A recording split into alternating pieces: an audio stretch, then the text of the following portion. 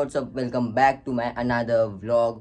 तो भाई मैं बहुत दिनों के बाद आज स्टडी व्लॉग करने वाला हूँ। मुझे मालूम है मैंने बहुत दिनों से स्टडी व्लॉग नहीं डाला है, मतलब मैं रेगुलर व्लॉग्स डालता था, पर अभी मुझे करना है थोड़ी सी पढ़ाई क्योंकि मेरे 10th हो चुके हैं स्टार्ट।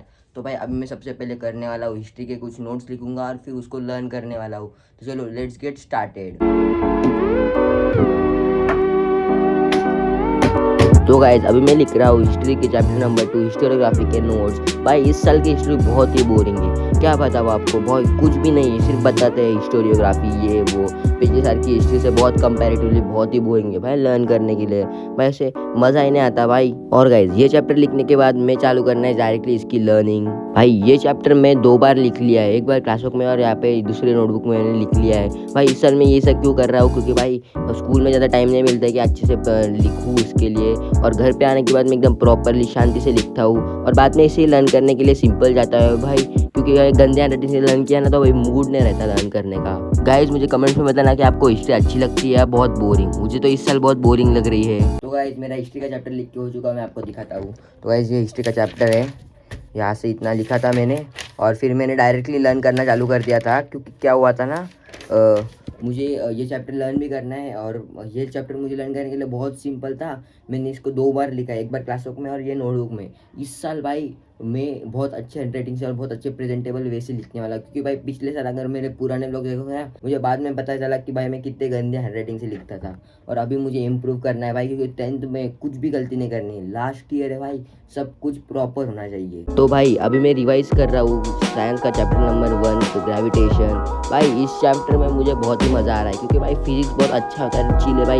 एक बार समझ गया, कॉन्सेप्चुअल नॉलेज पूरा मिल गया, तो बाद में कैसे भी टाइप के आंसर्स हो तो लिख सकता हूँ। भाई ये चैप्टर तो बहुत ही ईजी है, सिर्फ समझना है कैप्लर्स के लॉ और बाद में ग्रेविटेशन और एस्केप वेलोसिटी, इतना ही है इस चैप्टर में। इसे लर्न करने के लिए ज़्यादा दिमाग नहीं लगाना पड़ता।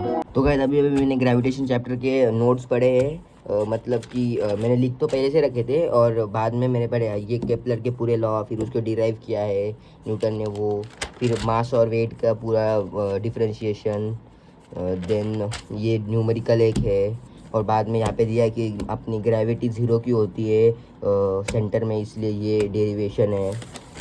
भाई ये लर्न करा है। और मैं आपको एक और चीज़ बताता हूँ, मैंने लास्ट पेज पर ये फर्स्ट पेज पर पूरे फार्मूलाज लिख रखे, मतलब मुझे लास्ट टाइम में कोई भी प्रॉब्लम नहीं होगी, पूरे फार्मूलाज यहाँ पे है।